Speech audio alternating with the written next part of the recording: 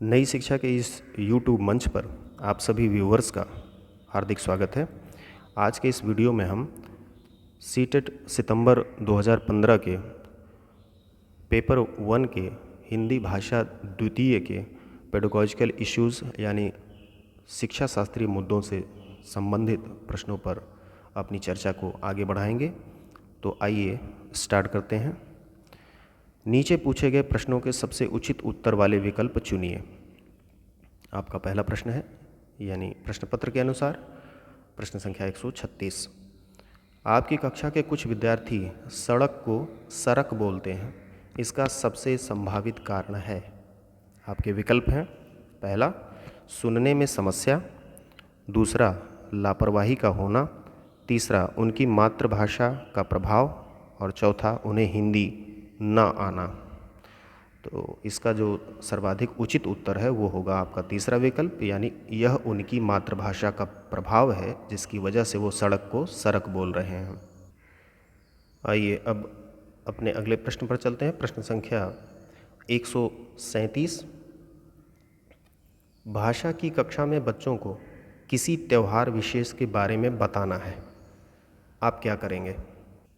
आपके विकल्प हैं, पहला श्याम पट्ट पर उस त्यौहार विशेष के बारे में लिख देंगे, दूसरा किसी पुस्तक से उस त्यौहार के बारे में पढ़कर सुनाएंगे, तीसरा बच्चों को उस त्यौहार के बारे में अपने अपने अनुभव सुनाने के लिए कहेंगे और चौथा उस त्यौहार पर गृह कार्य के रूप में निबंध लिखकर लाने के लिए कहेंगे। तो देखिए, सबसे प्रभावी पढ़ने से ही लग गया कि आपका जो है तीसरा विकल्प वह सही है कि उस त्यौहार से संबंधित जानकारी जो है वो जुटाने के लिए आप उनसे कहेंगे कि आप अपने अनुभव इस त्यौहार के बारे में आप साझा करें। तो बच्चे जो है इसमें रुचि लेंगे और यही तरीका जो होगा वह आपका सबसे सही तरीका होगा त्यौहार विशेष के बारे में बताने के लिए कक्षा में। आगे बढ़ते हैं। प्रश्न संख्या 138। बच्चे के व्यक्तित्व निर्माण में किसका महत्वपूर्ण योगदान है? क्षेत्रीय भाषा का, विदेशी भाषा का, शास्त्रीय भाषा का या मातृभाषा का? तो बिल्कुल मातृभाषा का योगदान जो है वह बच्चे के व्यक्तित्व के निर्माण में सर्वाधिक है और बच्चे के पूरे जीवन में उसकी मातृभाषा की स्पष्ट छाप जो है वो देखी जा सकती है। आगे बढ़ते हैं। भाषा की पढ़ाई, प्रश्न संख्या 139। भाषा की पढ़ाई, आपके विकल्प हैं, पहला भाषा की पाठ्यपुस्तक से ही संभव है, तो ऐसा नहीं है, अन्य तमाम साधन भी हैं भाषा की पढ़ाई के लिए। तमाम आजकल तो डिजिटल लाइब्रेरी, ई लाइब्रेरीज़ का कॉन्सेप्ट है, सोशल मीडिया है, भाषा आप तमाम तरीक़ों से पढ़ सकते हैं। केवल पाठ्यपुस्तक से हो यह जो है बात आज के दौर में बेमानी है। दूसरा, समूची पाठ्यचर्या में व्याप्त है भाषा की पढ़ाई, बिल्कुल ठीक बात है। तीसरा, समूची पाठ्यचर्या का केवल एक हिस्सा है, नहीं, एक हिस्सा नहीं है, व्याप्त है, दूसरा विकल्प हमारा इससे बेहतर है। चौथा, बेहद जटिल और संवेदनशील है, नहीं, तो ऐसा नहीं है कि आप बेहद जटिल और संवेदनशील आप उसे कह सकते हैं। दूसरा विकल्प जो हमारा है वह सही है कि भाषा की पढ़ाई जो है पूरी पाठ्यचर्या में व्याप्त है। इसे आप यूँ समझ लें कि भाषा अन्य विषयों में भी तो आप एक तरीके से पढ़ ही रहे हैं, सामान्य रूप से आप समझें। भाषा एक विषय के रूप में भी पढ़ी जा रही है और दूसरे विषयों के माध्यम के रूप में भी पढ़ी जा रही है या अपना सहयोग वो दे रही है। अब कोई इतिहास जो है हिंदी मीडियम से पढ़ रहा है तो वहाँ भी भाषा माध्यम का काम कर रही है इतिहास विषय के को पढ़ने के लिए, या इंग्लिश मीडियम में पढ़ रहा है तो इंग्लिश जो है भाषा के रूप में माध्यम बनी हुई है वहाँ पर। तो पूरी पाठ्यचर्या में भाषा जो है वो व्याप्त है। आगे बढ़ते हैं। प्रश्न संख्या 140। हिंदी भाषा शिक्षण के संदर्भ में आप किस कथन से सहमत नहीं हैं? आपके विकल्प हैं, पहला, कक्षा में बच्चों को अपनी बात कहने की स्वतंत्रता दी जानी चाहिए, दूसरा, कक्षा में बच्चों को विविध प्रकार का बाल साहित्य उपलब्ध कराया जाना चाहिए। तीसरा, कक्षा में बच्चों को अधिकाधिक लिखित कार्य दिया जाना चाहिए। और चौथा, कक्षा में बच्चों की भाषा का सम्मान किया जाना चाहिए। तो इस तरह से जो हमारा तीसरा विकल्प होगा, हम इस कथन से सहमत नहीं हैं कि कक्षा में बच्चों को अधिकाधिक लिखित कार्य दिया जाना चाहिए। बाकी तीन से हम सहमत हैं कि जैसा कि पहला विकल्प कहता है कि अपनी बात कहने की स्वतंत्रता उन्हें दी जाए। दूसरा, बाल साहित्य उन्हें उपलब्ध कराए जाएं। चौथा, उनकी भाषा का सम्मान भी मिले, ये भी बात ठीक है। चौथी बात जो है उससे हम सहमत नहीं, तीसरी बात जो है उससे हम सहमत नहीं हैं। तो तीसरा विकल्प इसका सही आंसर होगा। आगे बढ़ते हैं। प्रश्न संख्या 141, बच्चों का अपने लेखन के प्रति आत्मविश्वास जगाने के लिए ज़रूरी है। लेखन के प्रति आत्मविश्वास आपको जगाना है, तो आप क्या करेंगे? आपके चार विकल्प हैं। पहला, उनकी वर्तनी की शुद्धता को सराहा जाए। दूसरा, उनके द्वारा लिखी गई बात का सम्मान किया जाए, ठीक बात है। तीसरा, उनके लिखने की गति पर, स्पीड पर ध्यान दिया जाए। चौथा, उनके अक्षरों की बनावट की प्रशंसा की जाए। तो देखिए, उनका आत्मविश्वास बच्चों का अगर आपको जगाना है तो दूसरा विकल्प जो है ये सर्वाधिक उपयुक्त होगा और ज़रूरी होगा कि उनके द्वारा लिखी गई बात का सम्मान किया जाए। प्रश्न संख्या 143, मैं अपनी कक्षा में बहुभाषिकता को महत्व देती हूँ। कोई शिक्षिका हैं, वह कह रही हैं कि बहुभाषिकता को वो महत्व देती हैं, इसलिए मैं, आपके विकल्प हैं। पहला, श्यामपट्ट पर हिंदी भाषा के शब्दों के अर्थ 2 भाषाओं में अवश्य लिखती हूँ। दूसरा, सभी बच्चों को अपनी मातृभाषा में कहने सुनने की आज़ादी देती हूँ। तीसरा, भिन्न भिन्न भाषाओं की पुस्तकों का आदर करती हूँ। और चौथा, बच्चों को कई भाषाओं की कविताओं का गान करवाती हूँ। तो यहाँ चारों विकल्पों में बहुभाषिकता को महत्व देने का जो सबसे अच्छा समर्थन करेगा वह करेगा आपका दूसरा विकल्प। जब आप बच्चों को अपनी मातृभाषा में कहने सुनने की आज़ादी देंगे तो यही चीज़ बताएगी कि आप बहुभाषिकता को कक्षा में महत्व दे रहे हैं। बाकी के विकल्प सही नहीं होंगे। आगे बढ़ते हैं। प्रश्न संख्या 144, पहली दूसरी कक्षा के बच्चों को साथ भाषा सिखाने के लिए, यानी दोनों कक्षाओं को साथ में भाषा सिखाना है, तो क्या करेंगे आप? चारों विकल्पों में से क्या ज़रूरी होगा? आपके पहला विकल्प है अपने उच्चारण पर विशेष ध्यान देने के लिए कहा जाए, ये ज़रूरी है। कि दूसरा, बात कहने के तरीकों का अभ्यास करवाया जाए। तीसरा, कविता गाने के अधिकाधिक अवसर दिए जाएं। अथवा चौथा विकल्प कि पारस्परिक संवाद के लिए प्रोत्साहित किया जाए। यस, फोर्थ ऑप्शन, चौथा विकल्प जो है वो आपका सबसे अच्छा विकल्प है इस संदर्भ में कि आप दोनों कक्षाओं को अगर साथ में सिखा रहे हैं तो पारस्परिक संवाद के लिए उन्हें आप प्रोत्साहित करें। यह तरीका सबसे बेहतर है इन चारों विकल्पों में। आगे बढ़ते हैं। प्रश्न संख्या 145, पढ़ना कौशल में ज़्यादा महत्वपूर्ण है क्या? आपके विकल्प हैं। पहला, वर्णों की पहचान।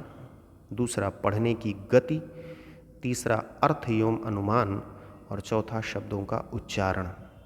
तो देखिए, पढ़ना कौशल में पीछे भी चर्चा की जा चुकी है कि अर्थ एवं अनुमान जो है वो सबसे महत्वपूर्ण है। अगर आप कोई चीज़ पढ़ रहे हैं और अर्थ ग्रहण नहीं हो पा रहा है तो पढ़ना जो कौशल है वो माना जाएगा कि अभी विकसित नहीं हुआ है। अनुमान की भी चर्चा पहले इसके की जा चुकी है पिछले वीडियोज़ में, वहाँ प्लेलिस्ट में आप जाके देख लीजिए किस तरह से अनुमान लगाते हैं बच्चे शब्द के अर्थबोध के लिए। तो वहाँ आप देख लीजिएगा इसको।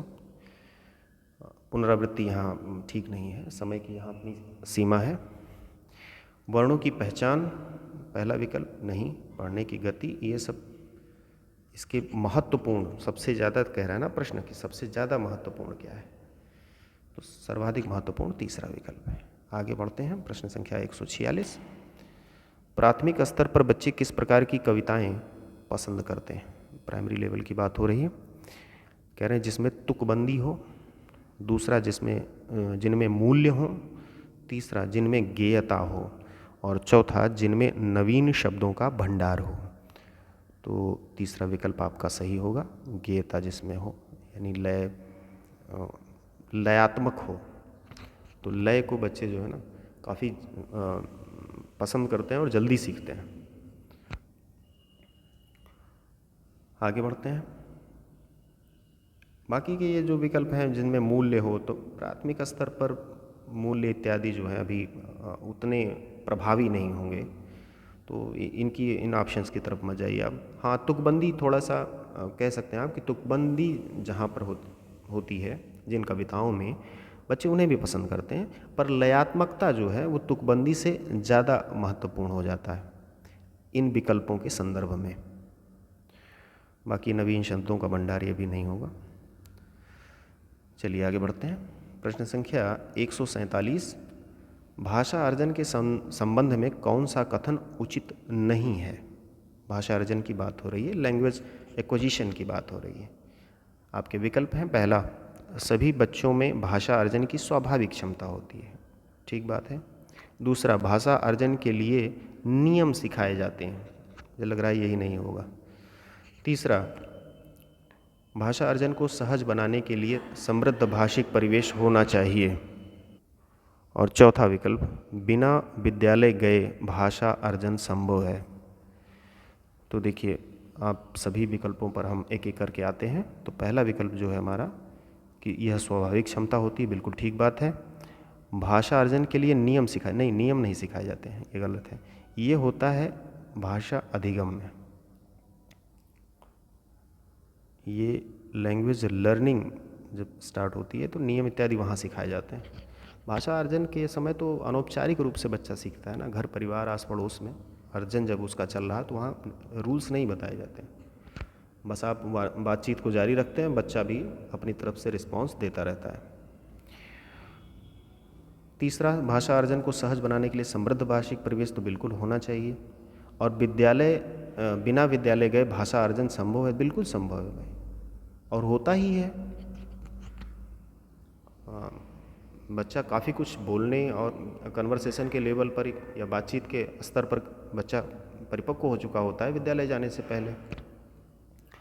तो जो दूसरा विकल्प है यह जो है भाषा अर्जन के संबंध में उचित नहीं है कि यहाँ नियम सिखाए जाते हैं। आगे बढ़ते हैं, प्रश्न संख्या 148। भाषा की कक्षाओं में लोकतांत्रिकता बनाए रखने के लिए क्या ज़रूरी है? देखिए, अब यहाँ लोकतंत्र की दृष्टि से आपको बात समझनी होगी। आपका पहला विकल्प है लोकतंत्र पर निबंध पढ़ाना अथवा लिखाना। दूसरा, स्वतंत्र मौलिक अभिव्यक्ति के अवसर देना। तीसरा, राज्य भाषा को अनिवार्यतः पढ़ाना। तो देखिए, अनिवार्यता जैसी कोई बात नहीं होगी, तो फौरी तौर पर आप इसको विकल्प को रिजेक्ट करें। बच्चों को हर समय बोलने के लिए कहना, ये भी लागू नहीं होगा। तो लोकतंत्र बनाए रखने के लिए, कक्षा में लोकतंत्र बनाए रखने के लिए यह ज़रूरी है कि प्रत्येक बच्चे को स्वतंत्र व मौलिक अभिव्यक्ति के अवसर दिए जाएं। जैसा कि लोकतंत्र के जो अधिकार में आता है, स्वतंत्रता का अधिकार, समानता का अधिकार, तो वही चीज़ यहाँ भी लागू होगी कि सबको समान अवसर उपलब्ध कराया जाए। लोकतंत्र पर निबंध पढ़ाना ये सब कारगर तरीके नहीं हैं लोकतंत्र को बनाए रखने के लिए। आगे बढ़ते हैं, प्रश्न संख्या 149। प्राथमिक स्तर पर बच्चों की भाषाई क्षमताओं के आकलन में सबसे अधिक कारगर है। भाषाई क्षमताओं का आकलन करना है आपको, तो इसमें सर्वाधिक कारगर विधि जो होगी वह कौन सी होगी? आपके विकल्प हैं, पहला, भाषाई क्षमता में सुनना, बोलना, पढ़ना, लिखना, या जिसे आप शॉर्टकट में सुबोपल कहते हैं।